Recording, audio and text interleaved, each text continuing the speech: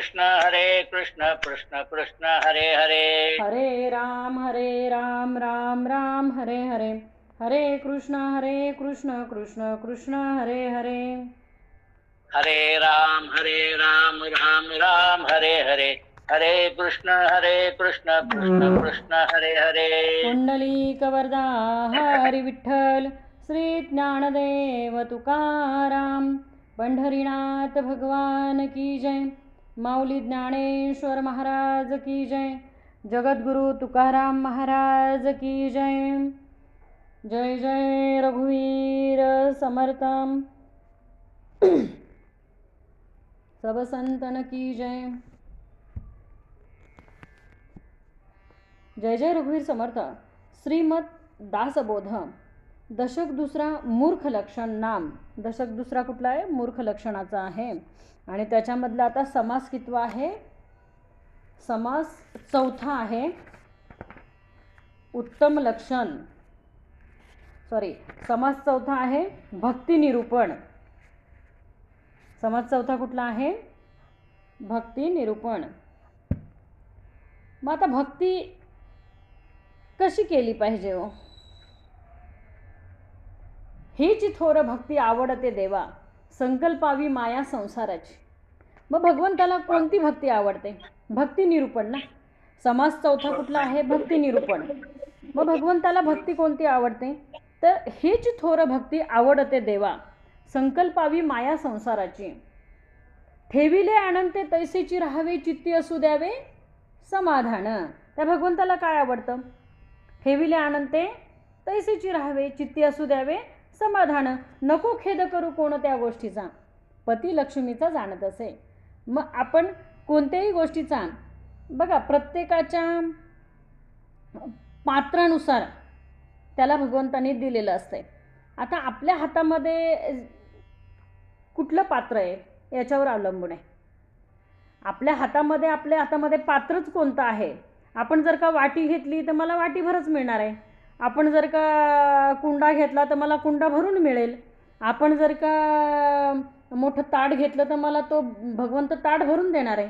आणि आपण जर का परात घेतली तर तो मला ते परातभर देणार आहे. मग आपलं पात्र किती आहे हे, आपली पात्रता आपण वाढवता आली पाहिजे. माझी पात्रता अशी एवढीशी चमचे एवढी असता कामा नये. माझी पात्रता वाढली पाहिजे. देणाऱ्याचे हात हजारो, दुबळी माझी झोळी. द्यायलाच आलाय हो तो. देणाऱ्याने देत जावे, घेणाऱ्याने घेत जावे. बघा किती छान आहे की नाही, की हिरव्या पिवळ्या माळावरून हिरवी पिवळी शाल घ्यावी, सह्याद्रीच्या कड्याकडून छातीसाठी ढाल घ्यावी. देणाऱ्याने देत जावे, घेणाऱ्याने घेत जावे. मग बघा आता काय घ्यायचं आहे? भगवंत आपल्याला देण्यासाठी आलेला आहे. नवे नवे सोमवारपासून तर रविवारपर्यंत भगवंत देतच असतोय, भरभरून देत असतोय. पण मी त्यातलं किती घेते? मला माझ्या पात्रानुसार, माझ्या पात्रतेनुसार मला ते घेता आलं पाहिजे. पूर्ण गंगा, मी मागे पण सांगून गेले, पूर्ण गंगा आपल्या घरामध्ये आपल्याला नेता येणार नाही, नेऊ शकत नाही.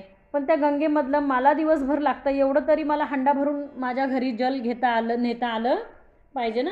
म्हणजे माझं पात्र केवढं आहे आणि माझी पात्रता केवढी आहे याची मला ओळख घेता आली पाहिजे. म्हणून भक्ती निरूपण. मग भक्ती वरवरची असू नये हो. वरी वेश केला, अंतरी दोष भरला. वर तुम्ही वारकऱ्याचे अगदी कपडे घातलेत पांढरे शुभ्र, आणि तुमच्या मनामध्ये तुळशीची माळ घातली, आणि तुमच्या मनामध्ये जर का आत काळं बेरं असेल तर त्या वेशाला काहीच अर्थ नाही हो. वरी वेश केला, अंतरी दोष भरला. या दोषाच्या दहनाला सद्गुरू कृपाच पाहिजे. मग ह्या दोषाचं दहन करणार कोण? एक भगवंत आपल्याला भेटल्याशिवाय या दोषाचं दहन होत नाही. परमात्मा परमेश्वर आपल्याला भेटल्याशिवाय या दोषाचं दहन होणार नाही ना. मग वरती नुसतं वरची भक्ती नको. मनी नाही भाव आणि देवा मला पाव. देव आशाने पावायचा नाही रे, देव बाजारचा भाजीपाला नाही रे, आहे का? मग देवाची भक्ती कशी करायला पाहिजे? तर ती मनापासून करायला पाहिजे. त्यावेळेला भगवंताची कृपा आपल्यावर होईल. आणि कृपा झाल्यावर सुद्धा त्या भगवंताला काय मागायचं आहे? मध्ये सुद्धा 2 दिवसापूर्वी का काय, किंवा काल मला वाटतं ब्रह्मनाथ महाराजांनी पण फार छान सांगितलं, की विवेकानंदांना रामकृष्णांनी सांगितलं की जा देवीकडे माग काय मागायचं ते. पण ज्या ज्या वेळेला विवेकानंद त्या काली मातेसमोर गेले, हात जोडले, त्या त्या वेळेला फक्त ज्ञान वैराग्य सामर्थ्यच मागितलं हो, दुसरं काही मागायला झालंच नाही, मागता आलंच नाही. का आलं नाही? कारण तिथं गेल्यानंतर कसं असतं ना महाराज, आपण सगळे महाराज गायब झाले, मात्र पटापटा गेले कुठं. तर कसं असतं, आपण मागायला देवाकडे आपण काय पण मागू, कारण आपल्याला कुठं कळतंय, आपल्याला कुठे तेवढी अक्कल आहे की आपल्या हिताचं काय आहे. आता समजा लहान बाळ आहे, जन्मलेलं नाही जाऊ शकत, एक 5-6 महिने झाले, रांगत रांगत बाळ, अगदी पूर्वी होत्या चुली म्हणून आपण चुलीचं उदाहरण घेऊ बरं का. भावेश महाराज तुम्ही मला दिसले म्हणून तुमचं नाव आलं बरं का. हां, आता जे दिसत नाही त्यांचं नाव काय माझ्या तोंडात येणार नाही. त्याच्यामुळे ते बाळ आहे ना, असं रांगत रांगत रांगत रांगत त्या चुलीकडे गेलं. त्याला कुठं माहिती आहे त्या बाळाला की ही चूल आहे, याच्यात हात घालू नये, याच्यात पाय घालू नये, तो विस्तव आहे.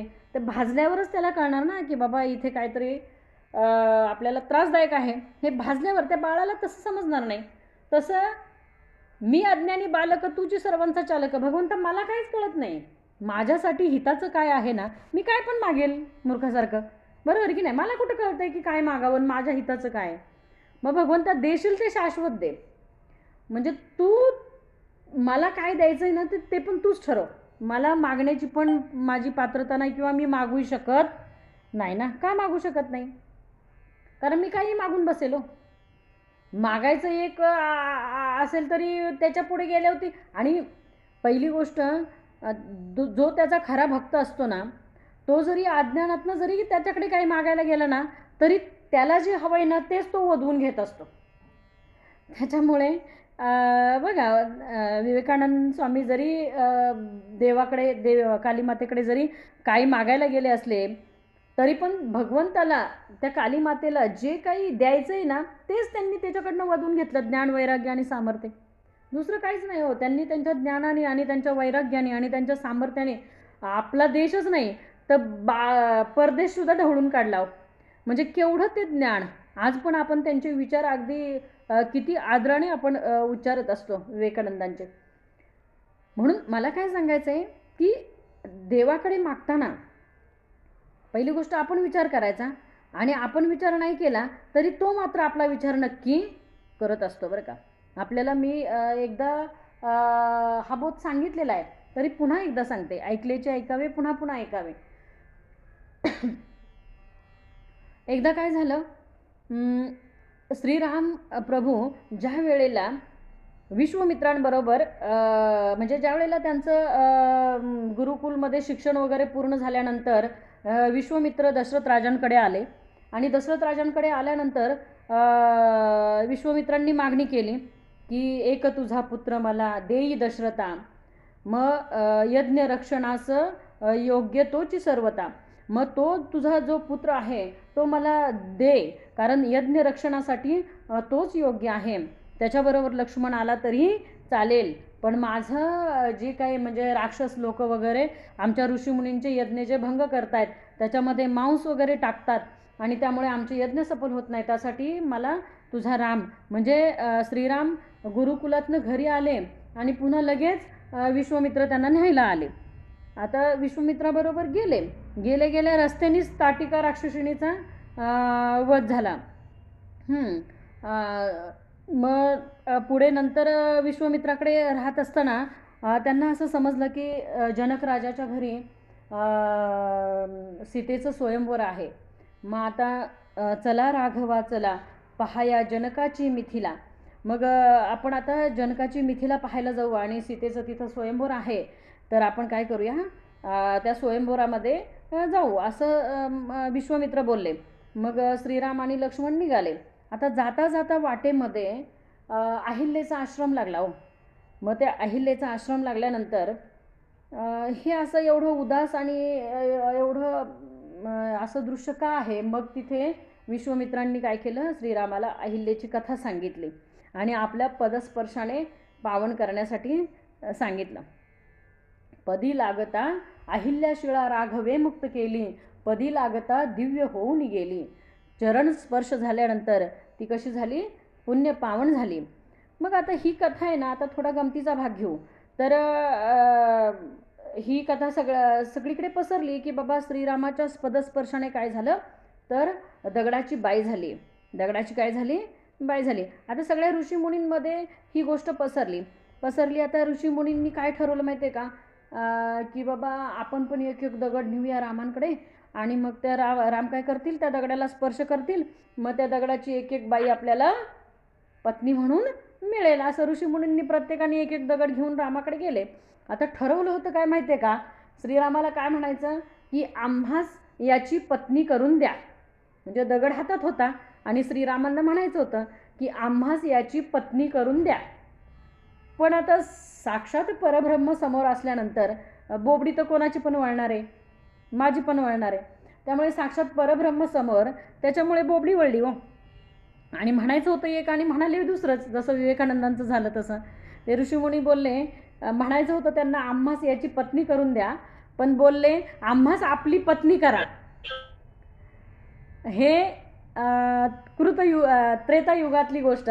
रामाला सगळे ऋषीमुनी म्हणले आम्हास आपली पत्नी करा. आता राम बोलले मी केलं असतं, पण या जन्मात काय आहे माहिती आहे का, मी एक पत्नी, एक वचनी आणि एक बाणी असल्यामुळे या जन्मात ते शक्य नाही. तुमच्या सगळ्यांच्या मागण्या मी पुढच्या जन्मामध्ये पूर्ण करतो. मग पुढच्या जन्मामध्ये कृष्ण अवतारामध्ये सगळ्या गोपिका झाल्या. जे ऋषीमुनी होते ते सगळे गोपीत. जर मागणी तसा पुरवठा आहे, तसं आपलं पात्र जसं असेल ना तसं आपल्याला भगवंत देणार आहे. आपली पात्रता आपल्याला वाढवता आली पाहिजे. म्हणून भक्ती कशी पाहिजे तर भक्ती वरवरची भक्ती नको. वरी वेश केला अंतरी दोष भरला. वर पांघरून बघा, वर अगदी वाघाचं कातडं पांघरलं तरी काय आपण वाघ होत नाही. म्हणून वेश असावा बावळा, परी अंतरी असाव्या नाना कळा. वरती वेश तुझा उलट आहे ना, लोकांनी म्हटलं पाहिजे अरे दिसतं तर एवढं साधं, पण काय ज्ञान आहे, काय सामर्थ्य आहे. म्हणजे वेश साधा असू दे पण आतमध्ये नाना कळा पाहिजे. वेश असावा बावळा, परी अंतरी असाव्या नाना कळा. म्हणून काय सांगितलंय माहिती आहे का, बघा आता आपण आपली पात्रता नसताना, किंवा जर का साधं उदाहरण सांगते, भक्ती आहे म्हणून साधं उदाहरण सांगते की एकदा अकबर बादशहाने बिरबलाला विचारलं, म्हणजे बोलले की बिरबल मुझे ब्राह्मण बनाव. काय म्हटलं अकबर, मुझे ब्राह्मण बनाव म्हणजे ब्राह्मण, मला ब्राह्मण कर. असं बिरबलच्या मागे खूप दिवस टुमणं लावलं होतं बादशाने की मला ब्राह्मण बनव, मला ब्राह्मण बनव, मला ब्राह्मण बनव, मुझे ब्राह्मण बनाव, मुझे ब्राह्मण बनाव. आता ऐकून घेतलं, बिरबलनी पण ऐकून घेतलं की आता ह्याचं काय करायचं. मग बिरबलनी सांगितलं ठीक आहे म्हणले, एकादशीच्या दिवशी तुम्ही पहाटे पहाटे गंगेवर या, तुम्हाला ब्राह्मण करतो. बिरबल म्हटला बादशाला ब्राह्मण करायचं आहे ना, ठीक आहे म्हटले, एकादशीच्या दिवशी पहाटे पहाटे कुठे या, गंगेवर या. मग त्या बादशाच्या अगोदरच पहाटे गंगेवर बिरबल एक गाढव घेऊन गेले होते आणि ते गाढव धूत होते. साबण लावून पाणी लावून त्या गाढवाला धुणं चाललं होतं बिरबलचं. मग तिकडनं बादशाह आले आणि बिरबलला बोलले की अरे बिरबल, ये तुम क्या कर रहे हो, गधे को क्यों धो रहे हो. त्यावेळेला बिरबल बोलले क्या है ना, आज एकादशी का दिन है, इसलिए इसको इसलिए धो रहा हूँ कि ये अभी गंगा नहाएगा ना तो वो घोडा बन जाएगा. काय म्हटला बिरबल, काय म्हटला, ह्याने आता गंगेमध्ये आंघोळ केली ना की हा आता गाढवाचा काय होणार आहे तर घोडा होणार आहे, गाढवाचा हा घोडा होणार आहे. तर अकबर बोलले, म्हटले अरे बिरबल, ये गधे का कभी घोड़ा हो सकता है क्या, गधे का कभी घोड़ा हो सकता है क्या. भावेश महाराज, गधे का कभी घोड़ा हो सकता है क्या, नहीं हो सकता है. मग ते असं बोलल्यानंतर म्हटले गधे का कभी घोडा हो सकता है क्या. त्यावेळेला बिरबल बोलले मैं भी आपको यही बताना, यही मेरे को बताना है आपको कि मुसलमान का कभी ब्राह्मण हो सकता है क्या? आप मुसलमान हैं, आपका ब्राह्मण कैसा हो जाएगा? तर थोडक्यात सांगायचं म्हणजे काय की कितीही आपण जरी पांघरून घेतलं तरी जो खरा परमार्थी आहे किंवा खरा जो वारकरी आहे तो ओळखू येतो. खऱ्या वारकऱ्याच्या अंगामध्ये ते मुरलेलं असते हो. आपण एखाद्या भजनामध्ये बसलो ना की आपल्या टाळावरनंच, आपण टाळ कशा पद्धतीने वाजवतोय ना त्या टाळावरनंच आजूबाजूचे आपल्याकडे बघत असतात, अरे यांचा टाळ चुकतोय म्हणजे हे भजनामध्ये नवीन आहेत, यांना ताल नाही, यांना स्वर नाही, म्हणजे ओळखता येतं की हे किती मुरलेले आहेत. तसं काय सांगायचं की भक्ती, मग भक्ती कशी करायला पाहिजे बघा. एकनाथ महाराज काय म्हणतात की भक्ती कशी पाहिजे की वारकरी कसा ओळखायचा किंवा वारकऱ्याची खूण काय, किंवा प्रत्येक ठिकाणी जर का बघायला गेलं ना तर वेगवेगळ्या, आता आपली वारानुसार आपली भक्ती बदलत असते.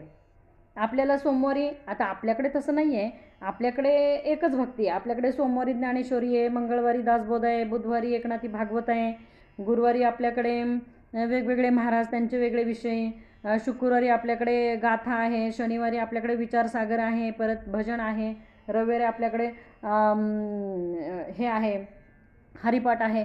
म्हणजे आपल्याकडे एकच भक्ती आहे, आठवडाभरसुद्धा आपल्याकडे एकच भक्ती आहे.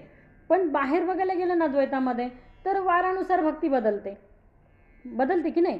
आता भगवंताला भेटायचं म्हटल्यावर जर का पांडुरंगाला भेटायचं आहे तर मला पंढरपूरला गेलं पाहिजे, मला दत्तात्रयांना भेटायचं आहे मला गाणगापूरला गेलं पाहिजे, मला देवीला भेटायचं आहे मला तुळजापूरला गेलं पाहिजे, मला शंकराला भेटायचं आहे मग मला काशीला गेलं पाहिजे. मग काशी, मग काशीला जाऊन सुद्धा अशी का अशी? तिथं जाऊन गंगेमध्ये आंघोळ केली तरी पण अशी का अशी? काशीला गेली तरी अशी का? बदल झाला पाहिजे हो. मग होतो का? म्हणून काय सांगितलंय की ठाईचं बैसोनी करा एकचित्त, आवडे अनंत आळवावा. ती कुठे शोधीशी रामेश्वरी आणि कुठे शोधीशी काशी, हृदयातील भगवंत राहिला हृदयामध्ये उपाशी. अहो जो भगवंत परमात्मा पांडुरंग तुमच्या आमच्या प्रत्येकाच्या देहामध्ये आहे. नामदेवरायांना तो कुत्र्यामध्ये दिसला, एकनाथ महाराजांना तो गाढवामध्ये दिसला, मला तो माणसामध्ये दिसू नये का हो? प्रत्येक माणसामध्ये जर का मी भगवंताला पाहिलं तर तुमच्या आमच्या देहामध्ये इतर समोरच्या देहाविषयी द्वेष मत्सर उभा राहणारच नाही. कारण मी त्याच्या अंतरात्मा पाहिला, मी त्याच्या अंतरी जर का भगवंत पाहिला, मी त्याच्या अंतरी जर का माझा पांडुरंग पाहिला तर द्वेषमत्सर उभा राहणारच नाही. मग द्वेषमत्सराचं कार्य कुठे असतं माहिती आहे का? जिथे आपण त्या व्यक्तीचे गुणदोष बघतो. बरोबर ना मंगलताई? हां, आपण जेव्हा व्यक्तीचे गुणदोष बघतो ना तेव्हा द्वेषमत्सराचं कार्य उभं राहतं. आणि गुणदोष बाजूला सारून त्या गुणदोषासकट आपण त्याला स्वीकारू ना ज्या वेळेला, हे बघा सर्व गुण संपन्न आपल्याला कोणीच मिळणार नाही. कसं असतं माहिती आहे का की प्रत्येकाकडे, माझ्यासकट प्रत्येकाकडे काही ना काही वाईट गुण आहे, कुठला ना कुठला वाईट गुण आहे. मग या वाईट गुणासकट मला त्याला स्वीकारता आला पाहिजे आणि हळूहळू त्या वाईट गुणातनं मला त्याला बाजूला करता आला पाहिजे, ही माझी भावना पाहिजे हो समोरच्या विषयी. आपण काय करतो माहिती आहे का? पूर्वग्रह दूषित असतो. आपण पूर्वीच एखाद्याबद्दल वाईट मत केलेलं असतंय, आपलं मरेपर्यंत त्याच्याबद्दल कधी चांगलं मत होत नाही. आणि प्रत्यक्ष जेव्हा आपली कधीतरी त्याची भेट होते आणि त्याच्याशी आपण थोडंसं दोन शब्द बोलू ना त्यावेळेला समजतं, अरे ह्या व्यक्तीबद्दल तर मी चुकीचं ऐकलं होतं. म्हणजे तुझ्या कानावर जे पडलं त्याच्यावरनं तू त्याच्याविषयी मत बनवलं, पण प्रत्यक्ष भेटल्यानंतर तुला कळलं की खरोखर ही व्यक्ती कशी आहे. त्याच्यामुळे काय करायचं माहिती आहे का की प्रत्येकाला त्याच्या अंतरी असलेला तो भगवंत, तो परमात्मा त्याला ओळखता आला पाहिजे. म्हणून आपली बघा संतांसारखी जरी आपण एवढं कुत्र्यामध्ये गाढवामध्ये जरी आपल्याला भगवंत दिसत नसेल ना तर निदान माणसामध्ये तरी दिसावा हो. माणसाने माणसासारखे वागावे. आता आपल्याला बघा प्रत्येकाने जर का जन्माला आल्यानंतर फक्त स्वतःपुरता विचार केला की मी माझं आणि भ्रांतीचं ओझं, प्रत्येकाने फक्त स्वतःचाच विचार केला की माझा संसार, माझा प्रपंच, माझी मुलं, माझी बाळं, झालं माझं माझं माझं करून शेवटी जड झाले ओझे टाकीला देह. शेवटी देह ठेवण्याची वेळ आली, देह ठेवला, गेलं, संपला विषय. मग आपण दुसऱ्यासाठी काय केलं? आपण जन्माला येतो ना, त्यावेळेला येतानाच आपण ही सगळी ऋणं घेऊन आलेलो असतो. भक्ती म्हणजे तरी काय हो? आपण सगळी ऋणं घेऊन आलोय बरोबर. मातृ ऋण आहे, पितृ ऋण आहे, देशाचं ऋण आहे, समाजाचं ऋण आहे. मग आपण आईची सेवा करून मातृ ऋण फेडलं, वडिलांची सेवा करून पितृ ऋण फेडलं. मग समाजाची सेवा करून आपण समाजाचं ऋण नुसतं फेडत नसतोय, आपण समाजसेवा करून आपण देशाचं ऋण फेडत असतोय. कारण समाज म्हणजे देशाचाच एक भाग आहे. आपण प्रत्येक व्यक्ती आहे ना, आपल्याला म्हणजे आता मला कसं सांगू तुम्हाला, असं झालंय की आपण आहोत म्हणून जग आहे, हे प्रत्येकाने लक्षात ठेवा. मी प्रत्येक वेळेला सांगते की आपली किंमत फार मोठी आहे. आपल्याला म्हणजे खरं पाहायला गेलं ना, तर माणसाच्या शरीरामध्ये व मनामध्ये प्रचंड शक्ती गुप्तपणे वास करते आणि ती शक्ती प्रत्येक माणसाने ओळखता आली पाहिजे. ती शक्ती जोपर्यंत माणसाला ओळखू येत नाही ना, प्रत्येकाच्या अंतरी ती शक्ती आहे. मग ती शक्ती आपण जर का कुविद्येमध्ये लावली, ती शक्ती जर का आपण मूर्ख लक्षणामध्ये लावली, ती शक्ती जर का आपण नको त्या ठिकाणी लावली ना, तर ती व्यर्थ आहे. पण ती जी आपल्या प्रत्येकामध्ये जी भली मोठी शक्ती आहे, त्याला काय म्हणायचं, प्रतिभा, तर ती जर का आपण समाज कल्याणासाठी लावली ना, तर नक्कीच काय होणार आहे, समाजाबरोबर देशाचं पण कल्याण नक्कीच होणार आहे. जनजागृती होणार आहे, समाज प्रबोधन होणार आहे. आणि काय होतं, भक्ती आपण आहे ना, नको ती भक्ती आपण डोक्यात घेऊन असतो. आता भक्ती म्हणजे काय हो? त्या देवीच्या मंदिरात जाऊन केस मोकळी करून ही भक्ती आहे का? खरं सांगा बरं मला, ही भक्ती आहे का? भावेश महाराज, काय केलं मी कळलं का तुम्हाला? नाही. पण आता मी काय केलं ते कळलं का? कळलं ना? म्हणजे प्रॅक्टिस आहे, लहानपणापासून ते बघून आम्ही खेळलोय फार. पण त्यावेळेला ना काय व्हायचं, मोठी माणसं घरातली म्हणायची असं करू नको, ते असं करू नये, नाही तर ते आपल्या पण येतं. पण ते आमच्या अजून आलं नाही. आम्ही अजून पण असं करतो, पण अजून काय आमच्या आलेलं नाही. पहिली गोष्ट हे अज्ञान आहे. पहिली गोष्ट हे भलं मोठं अज्ञान आहे. ह्या अज्ञानातनं आपण बाहेर पडलं पाहिजे. कारण सांगू की मला सांगा, तुम्ही आत्तापर्यंत तुमच्या आमच्या कोणाला आपल्याला कोणाच्या अंगामध्ये राम आलाय असं कोणी पाहिलं का? कोणाच्या तरी अंगामध्ये वारं येते आणि त्याच्यामध्ये राम आलाय, राम, ह्याच्या अंगात राम आलाय, त्याच्या अंगात कृष्ण आलाय, तिच्या अंगात सीता आली, असं कोणी ऐकलं का? भैरोबा, खंडोबा, येडोबा हे असलेच देव अंगामध्ये येतात. बरं, हे अंगात येत नसतात, हे आणलेले असतात. हा मानसिक रोग आहे. मग ह्या रोगातनं आपल्याला बाहेर पडलं पाहिजे हो. आणि ही सगळी वारी कुठे येऊन खुंटतात माहिती आहे का सुमन मावशी, सुमनताई? ही सगळी वारी आहेत ना, ही सगळी जी आहेत ना बाहेरची वारी, ही आपल्या वारकरी संप्रदायामध्ये येऊन खुंटतात. सगळी खुंटतात इथं येऊन. कारण इथं चालतच नाही हो त्यांचं काय. पहिली गोष्ट, पूर्वी कसं असायचं माहिती आहे का? आता मी आणि थोडं स्पष्ट करून सांगते, कोणाला पटू अथवा न पटू. काय होतं माहिती आहे का, काही लोक आपल्याकडे श्रवण करणारे त्यातले पण असतात. त्यामुळे समजून घ्यावं, कोणी मनाला लावून घेऊ नये. मध्येच कोणी कॅमेरे ऑन करू नका, आपलं हे स्पीकर ऑन करू नका, माफ करा. तर काय होतं,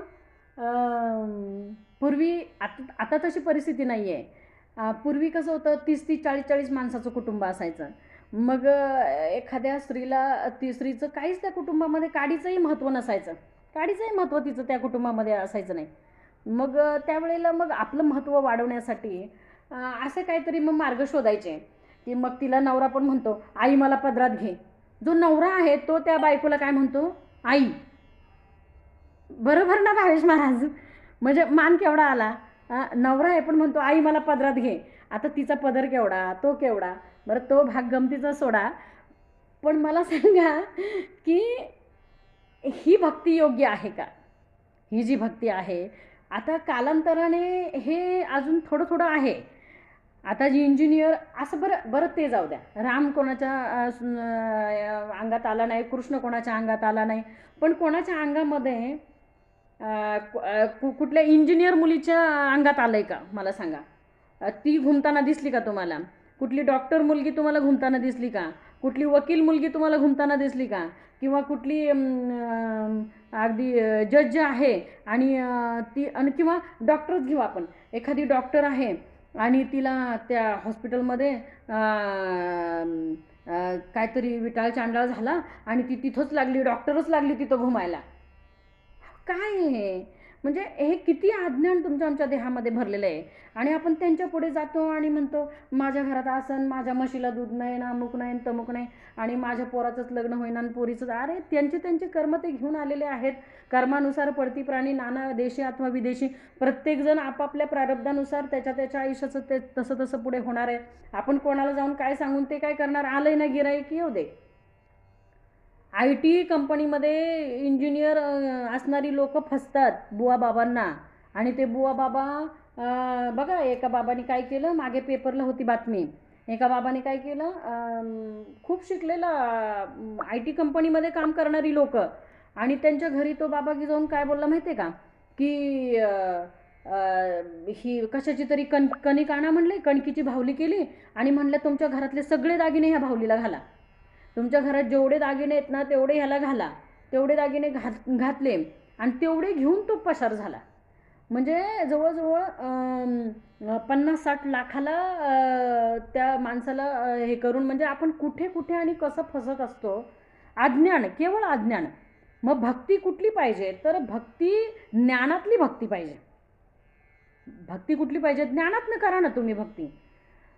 ते तुम्हाला माहिती आहे ना की बाबा इथं हे असं काय चाललंय, मग ह्याच्यावर आपला विश्वास नाही, तिथनं बाजूला व्हायचं.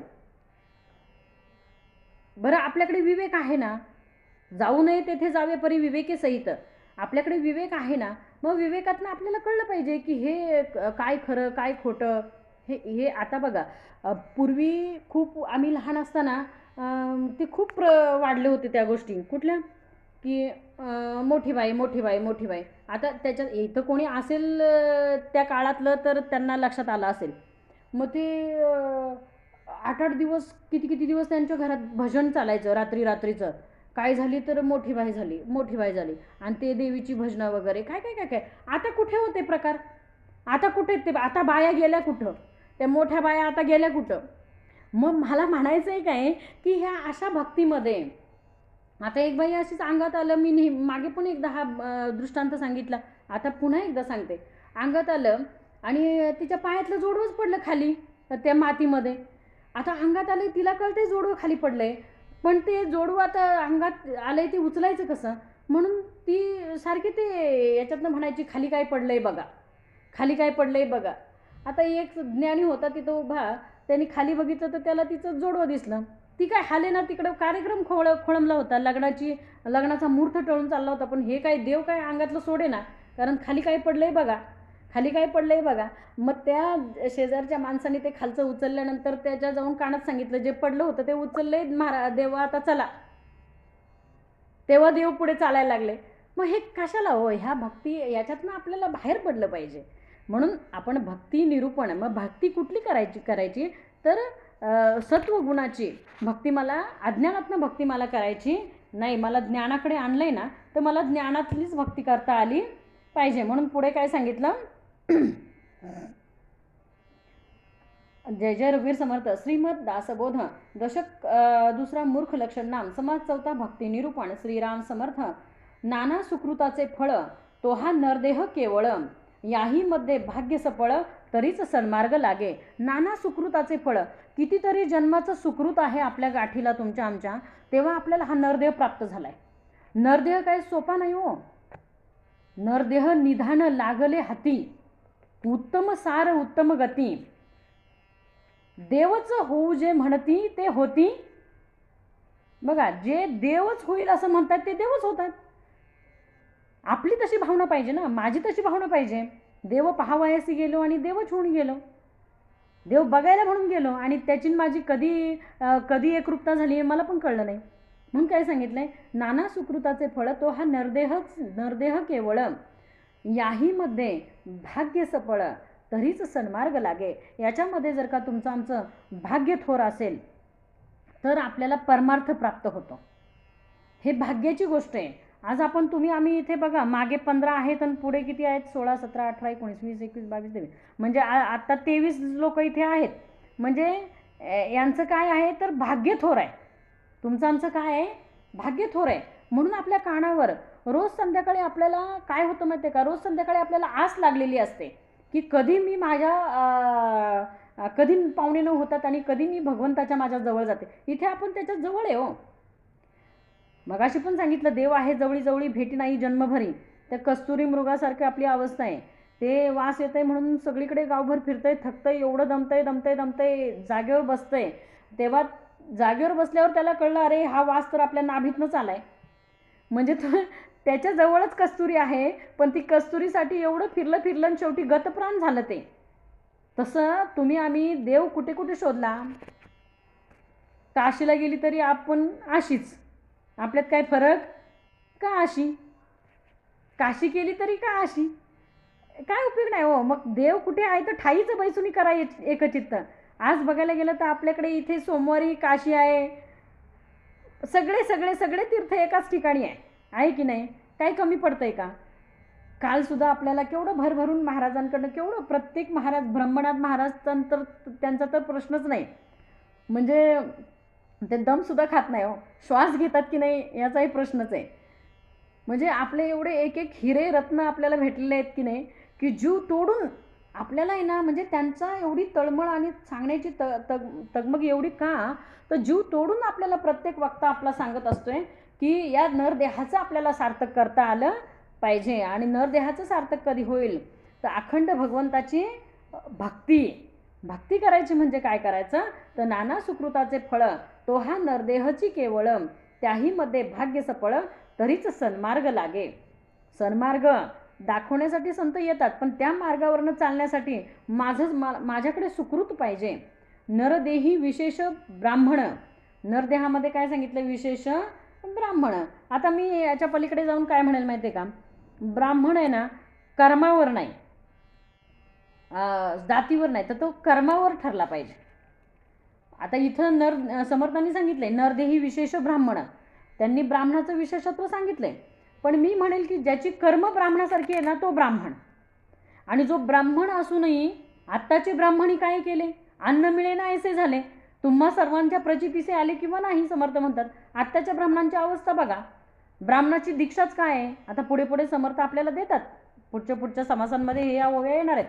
ब्राह्मणाची मुख्य दीक्षा मागितली पाहिजे भिक्षा, ओम भवती या पक्षा रक्षिले पाहिजे. त्यांचं कार्यच काय आहे? ब्राह्मणाची मुख्य दीक्षा मागितली पाहिजे भिक्षा, ओम भवती या पक्षा रक्षिले पाहिजे. मग आता हे जर का ब्राह्मण करत नसेल तर ते भ्रष्ट झाले ना. आत्ताचे ब्राह्मणी काय केले? अन्न मिळेना ऐसे झाले. का ऐसे झाले? कारण राखलं नाही ना, ब्राह्मणत्व राखलं नाही. आता ब्राह्मणाच्या घरी नको ते खाल्लं जात आहे, त्यांना ब्राह्मण कसं म्हणायचं बरं? आणि वारकऱ्याच्या घरी केवढं वातावरण छान असतंय की नाही, बरोबर ना? मग काय सांगितले? नरदेही विशेष ब्राह्मण, त्याही वरी संध्या स्नान, सद्भावना भगवत भजन घडे पूर्व पुण्य. काय सांगितले बघा? नरदेही विशेष ब्राह्मण. पण समर्थांनी हे पण सांगितलंय हा, ब्राह्मण म्हणजे ब्राह्मणांना काही कमी लेखायचं नाही. ब्राह्मण म्हणजे भूदेव आहे. समर्थांनी एका ओळीमध्ये ब्राह्मणांविषयी काय सांगितले? भूदेव. पण एखाद्यामुळे सगळ्यांना काय होतं? बट्टा लागतो की नाही?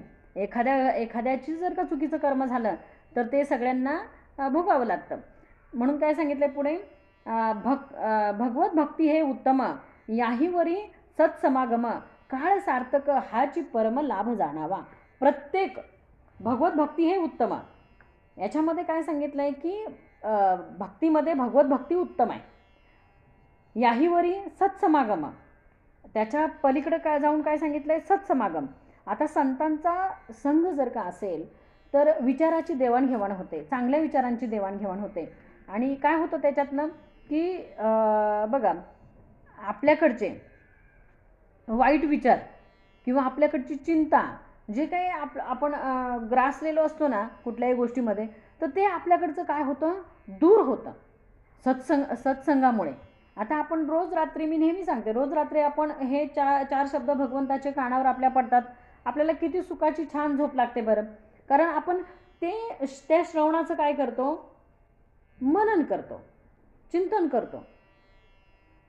आणि त्या चिंतनामध्ये, त्या मननामध्ये आपण काय करतो, म्हणजे बघा ज्या वेळेला जनावर चरण्यासाठी सोडलेलं असतं रानामध्ये, त्यावेळेला ते काय करतं माहिती आहे का, की ते पहिलं गपा गपा गपा गपा गपा गपा खाऊन घेतं. तसं आपण 9:45 ते 10 काय करायचं माहिती आहे का, गपा गपा गपा गपा खाऊन घ्यायचं. 9:45 ते 10 ना आपण विचारच करायचा नाही, नुसतं येतंय ना खा, येतंय खा, आतमध्ये टाकायचं, गप्पा गप्पा ते खाऊन घ्यायचं, जसं जनावरं करतात तशी. आणि मग ते निवांत घरी गेल्यावर गोठ्यात गेल्यावर जेव्हा दावणीला बांधलेलं असतं ना ते जनावर, त्यावेळेला मग ते काय करतं, एक एक एक एक गोळा बाहेर काढतं. मग ते रवंत करत करत करत ते परत तेच त्याला रवंत म्हणायचं. मग तसं आपल्याला हे खाल्ल्यानंतर इथं 9:45 ते 10 हे जे आपण खातोय अन्न, बघा हे ना अन्न हे फार महत्त्वाचं आहे. हे ज्ञानान्न आहे. हे जे आपण भोजन करतोय ना, खरं आपल्याला कोणाकोणाला वाटत असेल की मला 9:45 ते 10 मला जेवायला आम्हाला 10 वाजतात. अरे पण ते द्वैतातलं तुम्ही जेवण जेवता त्याची दुसऱ्या दिवशी विष्ठा होते हो.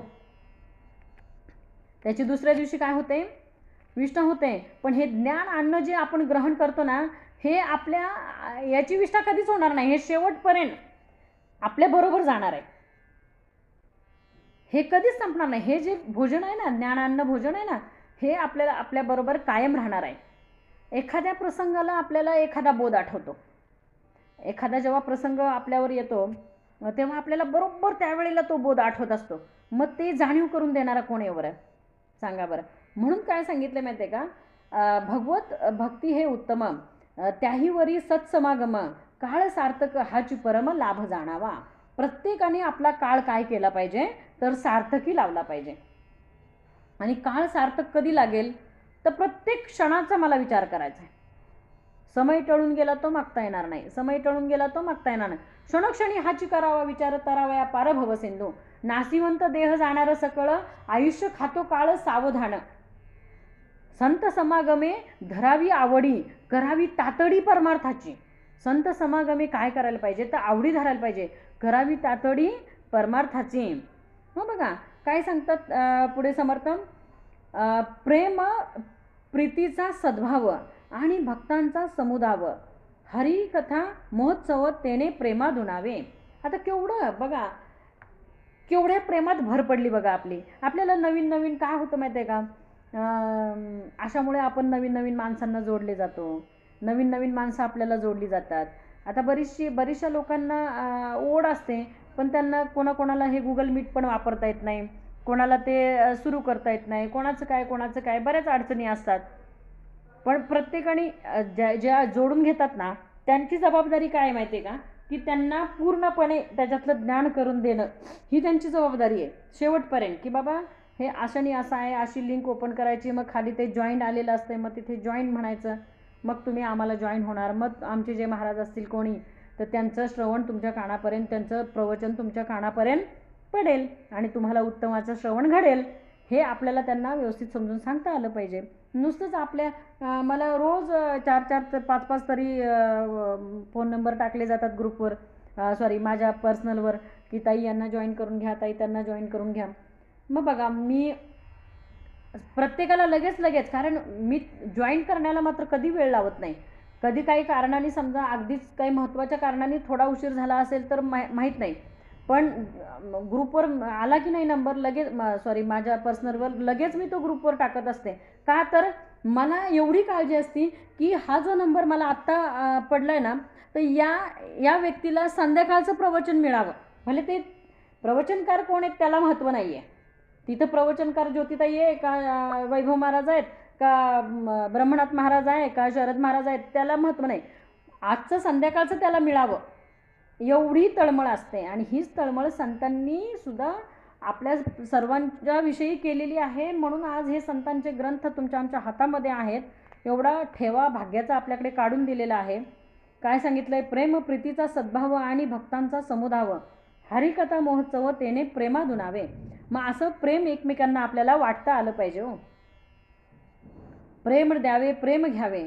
नंतर काय सांगितलंय, नरदेही आलिया एक, काही करावे सार्थक, जेणे पाविजे परलोक, परम दुर्लभ जो.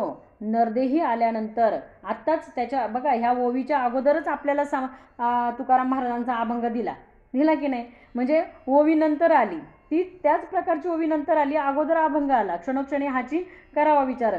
नरदेही आली एक काही करावे सार्थक, जेणे पाविजे परलोक परम दुर्लभ जो. नरदेहामध्ये आल्यानंतर काहीतरी सार्थक केलं पाहिजे की जेणे आपल्याला परलोकाची प्राप्ती झाली पाहिजे. आणि परलोकाची प्राप्ती होणं सोपं आहे का हो? सोपं नाही आहे. इहलोक साधाया कारणे जाणत्याची संगती धरणे, पण परलोक साधाया कारणे सद्गुरू पाहिजे. सद्गुरू विना सापडे ना सोय. ती सद्वस्तू आहे ना, ती परब्रह्म वस्तू आहे ना, मग ती दाखवणारा पाहिजे ना मला. हा सन्मार्ग आहे ना, मग हा दाखवणारा पाहिजे ना मला. मला मार्ग दाखवणारा नसेल तर मी आडरानामध्येच अडकणार ना. मला जर का कोणी मार्ग दाखवणारा नसेल तर आडरानामध्ये मी अडकेल. मग आडरानामध्ये अडकू नये म्हणून, आडरान म्हणजे काय हो? आडरान म्हणजे 84 लक्ष योनी, परत तिथेच. बरोबर ना? ते कारंजे असतं की नाही, आपण गणपतीत बघतो. ते कारंजे असं वर उडतं, परत तिथं खाली, परत तेच वर, परत ते खाली, परत तेच वर, परत ते खाली. आपलं तेच चालू आहे हाडगाडगं. हां, परत तिथंच, परत तिथंच, परत तिथंच, फिरून फिरून फिरून फिरून भोपळे चौक. म्हणजे फिरून फिरून 84, फिरून फिरून 84, फिरून फिरून पुन्हा 84. मग हा किती वेळा फिरायचं हो? मग इथे कुठेतरी आपल्याला थांबता आलं पाहिजे. आणि हे थांबण्याचं साधन म्हणजे भक्ती सांगितलंय. मग काय सांगितलंय पुढे? नरदेह आलिया एक काही करावे सार्थक, जेणे पाविजे परलोक परम दुर्लभ जो. विधियुक्त ब्रह्मकर्म अथवा दया दान धर्म अथवा करणे सुगम भजन भगवंताचे. जे करता येईल ते कर. तुला भजन करता येतंय भजन कर, तुला कीर्तन करता येतंय कीर्तन कर, तुला प्रवचन करता येतंय प्रवचन कर, तुला नुसतं हरिपाठ म्हणता येतोय हरिपाठ म्हण. नुसतं नामस्मरण काहीच येत नाही, मला काहीच येत नाही भगवंता, फक्त नामस्मरण कर. नामस्मरण तर येईल करता, नुसतं भगवंताचं नाम तर मुखामध्ये घेता येईल. अनुतापे करावा त्याग अथवा करणे भक्तियोग, नाहीतरी धरणे संग साधू जनाचा. अनुतापे करावा त्याग. काय सांगितलंय? अनुतापे. आता वाल्याकोळाने सुद्धा आसन कसं घातलं होतं माहिती आहे का? अनुतापे आसन घातले, देहाचे वारुळ झाले. अनुतापामध्ये आसन घातलं होतं की बाबा माझं हे कोणीच नाही, मी ज्यांच्यासाठी करतोय हे माझे कोणीच नाही, आणि मग मी कोणासाठी करतोय, अशा पश्चातापातनं ते आसन घातलं होतं. अनुतापे आसन घातले, देहाचे वारुळ झाले. तसं मला अनुताप झाला पाहिजे की अरे मी ह्या संसारामध्ये किती मरतोय, पण याचा काहीच उपयोग नाही, काहीच उपयोग नाही. अहो मुलं आपण एवढं बघा त्यांना शिकवलं, मोठं केलं. पहिली गोष्ट त्यांना जन्माला घातलं, 9 महिने पोटामध्ये वागवलं, 9 महिने पोटामध्ये वाढवलं. नंतर जन्माला घालताना त्या यातना सहन केल्या. जन्माला घातल्यानंतर होतं एवढंसं, किती 1 फुटाचं पण नाही, ते केलं 6 फुटाचं. आणि एवढं केल्यानंतर पहिली, दुसरी, तिसरी, चौथी, 5वी करत करत करत करत ग्रॅज्युएशन झालं कंप्लीट, इंजिनियर झाले, डॉक्टर झाले, वकील झाले. एवढं मुलांना शिक्षण दिलं. एवढं करून सुद्धा तीच मुलं परत आपल्याला काय म्हणतात? काय केलं तुम्ही आमच्यासाठी? काय केलं काय तुम्ही आमच्यासाठी? विचारतो तुम्ही आपल्याला, काय केलं तुम्ही आमच्यासाठी?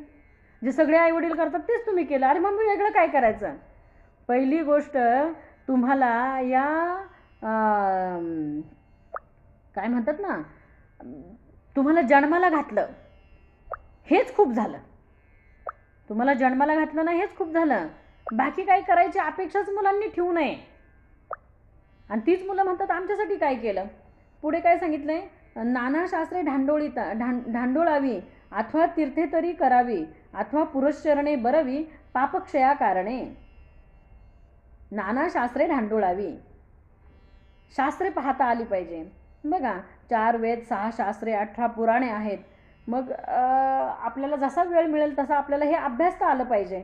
अथवा तीर्थे तरी करावी अथवा पुरश्चरणे बरवी पापक्षया कारणे. काहीच नाही जमलं तर बाबा तीर्थयात्रा कर, त्याच्यात तशी भक्ती कर. पुढे काय सांगितले? अथवा किजे परोपकार अथवा ज्ञानाचा विचार निरूपणी सारासार विवेक करणे. तुला जे जमतंय ते कर असं सांगितलंय. भक्ती कशी कर? अथवा किजे परोपकार, नाही तर परोपकार कर. एखाद्यावर परोपकार करणं सुद्धा काय आहे? भक्तीच आहे. ती सुद्धा भगवंतापर्यंत पोचती. पाळावी वेदांची आज्ञा कर्मकांड उपासना जेणे होई जे ज्ञाना अधिकार पात्र. मग वेदांची आज्ञा पाळून जर का कर्मकांड आणि उपासना केली ना तर तुला जो अधिकार प्राप्त होईल ना त्या अधिकारातनं सुद्धा काय होईल, तुझी भगवंतापर्यंत जाण्याची वाट मोकळी नक्कीच होईल. काया वाचा आणि म्हणे पत्र पुष्पे फळे जीवने. बघा याच्यासाठी भगवद्गीतेमध्ये 9व्या अध्यायामध्ये 26वा श्लोक आहे बघा. पत्रम पुष्पम फलम तोयम योम्या भक्त्या प्रयच्छती तदहम भक्त्युपरितम अश्नामी प्रयतात्मनः.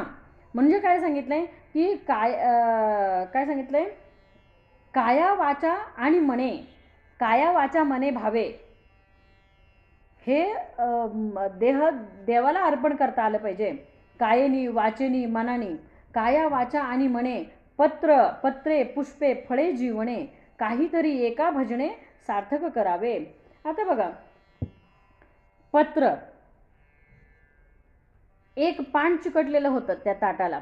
त्या एका पानाने भगवंत तृप्त झाला आणि भगवंताने तृप्तीचा ढेकर दिला. ते सगळे दुर्वास मुनींचे सगळे शिष्य होते ना, किती 10,000 का किती आणले होते ते परीक्षा घेण्यासाठी, तेवढे सगळे त्या गंगेवर तृप्तीचा ढेकर दिला. म्हटले आता काय जेवायचं जाऊन, पोट भरलं ना जेवताच. तेव्हा दुर्वास ऋषींना समजलं, अरे बाबा हे काहीतरी गौड बंगाल दिसतंय, हे पांडवांना आहे ना, पांडवांचा सखा तो आहे ना, त्याचं हे काम दिसतंय. आपल्याला आपलं जाळून भस्मसुद्धा करतील. ती द्रौपदी एवढी पतिव्रता आहे, आपण अजून सत्व बघायला गेलो इथंच आपल्याला तृप्तीचे ढेकर आलेत, न जेवता आपलं इथंच पोट भरलंय आणि पुन्हा आपण जर का अजून तिथं गेलो तर आपलं जाळून भस्म करतील. त्यामुळे आपण नको त्यांचं ऐकून, दुर्योधनाने पाठवले होते, नको त्यांचं ऐकून आपण इथे आलो आणि आपली फजिती करून घ्यायला नको. ते परस गेले.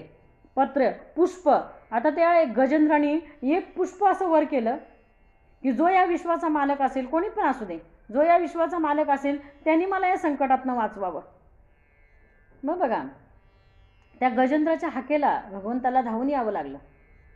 बघा पुढे काय सांगितलं, फळ, पत्रम पुष्पम फलम तोयम. म्हणजे भगवंताला तुम्ही प्रेमाने, जसं पाणीसुद्धा काहीच नसेल ना तर पाणीसुद्धा यंती देवच ना, त्यांची पण कथा आहे बघा. त्यांनी पाणी अर्पण केलं, ते सुद्धा भगवंताला प्राप्त झालं, ते सुद्धा भगवंताला पावलं. म्हणजे तुम्ही प्रेमाने जे काही द्याल ते भगवंत काय करत असतो, स्वीकारत असतो आणि त्याच्यातनंही तुम्हाला भक्ती घडते. काहीतरी एका भजने सार्थक करावे, जन्म आलियाचे फळ काही करावे सफळ, ऐसे न करता निर्फळ भूमिभार होय. मग बघा, खायला कार आणि भूमीला भार. जर का जन्माला आल्यानंतर आपल्या जन्माचं सार्थक नाही केलं, जन्माला आलियाचे फळ काही करावे सफळ, ऐसे न करता निर्फळ भूमिभार होय, असं नाही केलं तर काय होईल, भूमीला भार होईल. नरदेहाचे उचित काही करावे आत्महित, यथानुशक्त्या चित्तवित्त सर्वोत्तमी लावावे. अखंड माझं चित्त आणि वित्त कुठं लावलं पाहिजे तर त्या भगवंताकडे लावलं पाहिजे. सर्वोत्तम म्हणजे कोण आहे, सर्वात उत्तम कोण आहे, सर्वोत्तम कोण आहे, तो भगवंत आहे. मग त्याच्या ठिकाणी माझं चित्त लावता आलं पाहिजे. हे काहीच न करी जो मनी तो मृत्यूप्राय वर्ते जनी, जन्मा येऊन तेने जननी वायाच कष्टविली. काय सुंदर ओवी आहे, परत ऐका. हे काहीच न धरी जो मनी, हे काहीच न धरी जो मनी तो मृत्यूप्राय वर्ते जनी. म्हणजे तो जगत असला तरी तो मेल्यासारखाच आहे. हे जो काहीच करत नाही ना तो जगत असला तरी तो कसा आहे, मेल्यासारखा आहे. जन्म येऊन तेने जननी वायाच कष्टविली. ह्यानी आहे ना काय केलं माहिती आहे का, मी मागे पण बोलून गेले ही ओवी, पण पुढच्याच समासात हे माहीत नव्हतं मला. त्यांनी काय केलं की जननी वायाच कष्टविली, जन्म येऊन तेने जननी वायाच कष्टविली. जन्माला येणं म्हणजे आईला कष्ट देणंच आहे. आत्ताच मगाशी सांगून गेले मी की आईला कष्टच आहे जन्माला येणं. अगदी पुढे काय सांगितलं, हे नाही संध्या नाही स्नान, नाही भजन देवतार्चन, नाही मंत्र जप ध्यान मानस पूजा. हे ज्याच्या आयुष्यात काहीच नाही, नाही भक्ती नाही प्रेम, नाही निष्ठा नाही नेम, नाही देव नाही धर्म अतीत अभ्यागत. हे काहीच नाही, देव नाही, धर्म नाही, भक्ती नाही, प्रेम नाही, कुठल्या देवावर निष्ठा नाही, कुठल्याही धर्माचं पालन नाही. पुढे सांगितलंय नाही सद्बुद्धी नाही गुण, नाही कथा नाही श्रवण, नाही अध्यात्म निरूपण ऐकले कदा. कधी त्याला नाही सद्बुद्धी नाही होणं, कधी त्याला सद्बुद्धी झाली नाही की कुठंतरी जाऊन 4 शब्द भगवंताचे ऐकावे. नाही कथा नाही श्रवण, नाही अध्यात्म निरूपण ऐकले कदा. नाही भल्यांची संगती, चांगल्या माणसाची संगत कधी नाही. नाही शुद्ध चित्तवृत्ती, नाही ऐकिल्याची, नाही कैवल्याची प्राप्ती. मिथ्यामध्ये तो मदानी जर का एवढा हे झाला आहे तर त्याला कैवल्याची प्राप्ती कशी होईल हो. पुढे सांगितलं नाही नीती नाही न्याय, नाही पुण्याचा उपाय, नाही परत्रिसोय युक्तायुक्त क्रिया. नाही विद्या नाही वैभव, नाही चातुर्याचा भाव, नाही कळा नाही लाघव रम्य सरस्वतीचे. शांती नाही क्षमा नाही, दीक्षा नाही मित्री नाही, शुभाशुभ काही नाही साधनाधिक. सुची नाही स्वधर्म नाही, आचार नाही विचार नाही, आरत्र नाही परत्र नाही मुक्त क्रिया मनाची. काय नाही, मनाला येईल ते आलं, मनात गेलं दुकानात, मुक्त क्रिया मनाची. जसं मनाला येईल तसं वागतंय, मन जिकडं जायला सांगतील तिकडं जाते. पण या मनाच्या ओढी आपल्याला तोडल्या पाहिजेत. आपल्याला मन कुठेही नेईल हो, मनासारखं वाईट काहीच नाही आहे. मन आपल्याला कुठेही ओढत नेत आहे, पण त्या मनाच्या ओढी तोडून मला श्रवणामध्ये आवडीने बसता आलं पाहिजे. मनाच्या तोडून ओढी श्रवणी बैसावे आवडी. सुची नाही स्वधर्म नाही, आचार नाही विचार नाही, अरत्र नाही परत्र नाही मुक्त क्रिया मनाची. कर्म नाही उपासना नाही, ज्ञान नाही वैराग्य नाही, योग नाही धारिष्ट नाही काहीच नाही पाहता. कर्म नाही, उपासना नाही, काहीतरी बघा, काहीतरी दिवसभरात समर्थ जसं म्हणतात, दिसा माझी काहीतरी ते लिहावे, प्रसंगी अखंडित वाचित जावे, वये श्रेष्ठ रे दास्य त्याचे करावे, बरे बोलणे नित्य जीवी धरावे. मग दिसा माझी मला काहीतरी लिहिता आलं पाहिजे, काहीतरी वाचता आलं पाहिजे, काहीतरी माझा नित्यनियम पाहिजे, काहीतरी नित्यनियम पाहिजे. नित्यनियम म्हणजे काय की बाबा हे केल्याशिवाय मी अन्न ग्रहण करणार नाही, हा काहीतरी आपला नित्यनियम पाहिजे. आणि त्याशिवाय भक्ती घडत नाही. आपण काहीतरी आपल्या स्वतःला हे लावून घेतल्याशिवाय ना, बंधन लावून घेतल्याशिवाय ना भक्ती घडत नाही. म्हणजेच काय करायचं आहे की त्या इंद्रियांना काय करायचं आहे, आळवता आलं पाहिजे. आणि हे कधी आपल्याला जमतं, ज्या वेळेला सद्गुरू कृपा आपल्यावर असते, सद्गुरूंचा वरद हस्त आपल्यावर असतो ना, त्यावेळेला आपल्याला जमतं. कारण सद्गुरू आपल्याला ते शिकवतात,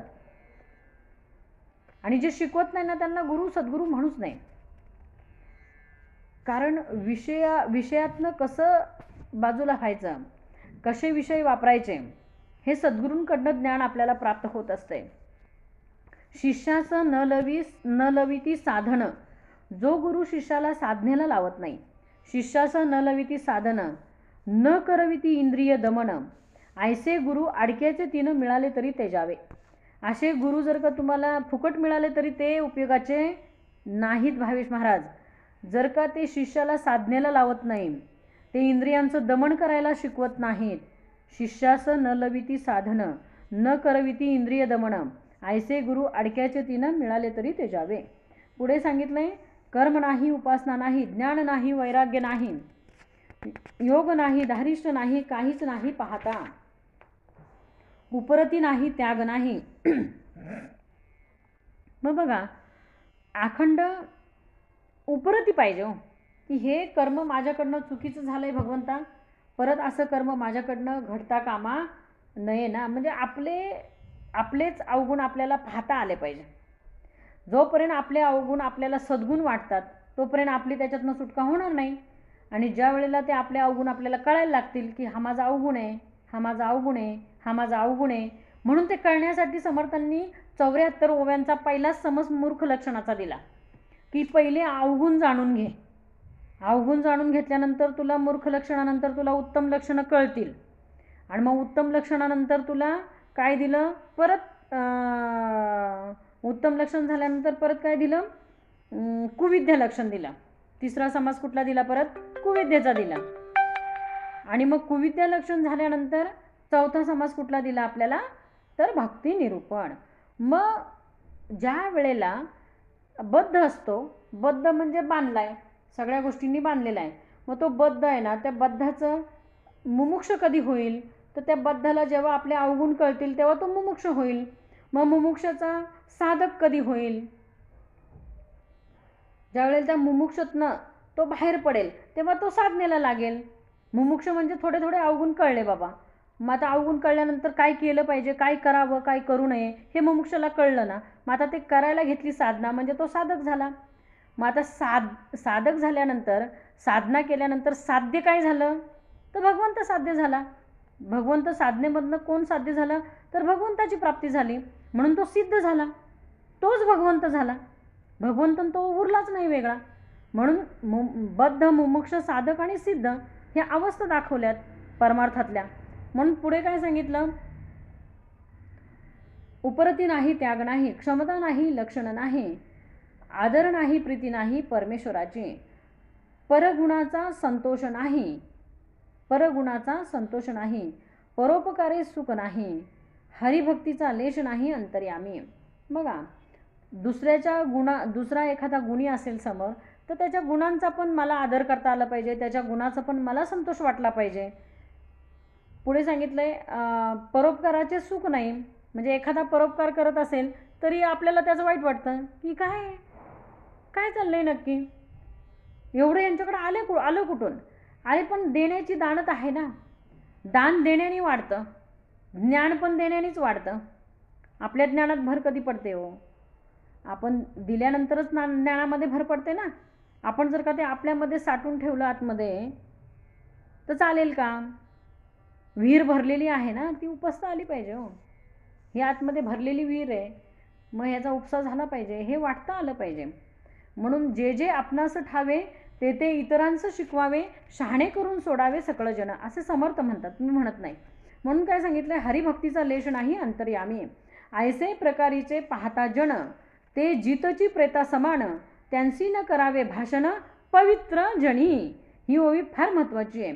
ऐसे प्रकारीचे जन, ज्यांना हे ज्ञान नाही, वैराग्य नाही, भक्ती नाही, साधना नाही, परोपकार नाही, काहीच नाही, कुठलेच गुण नाही, तर ऐसे प्रकारीचे जन ते जितची प्रेता समान, ते जिवंत असूनही कसे आहेत? प्रेतासारखे आहेत. त्यांची न करावे भाषण पवित्र जनी. समर्थांनी तर सांगितलं अशांचं तोंड पण पाहू नये.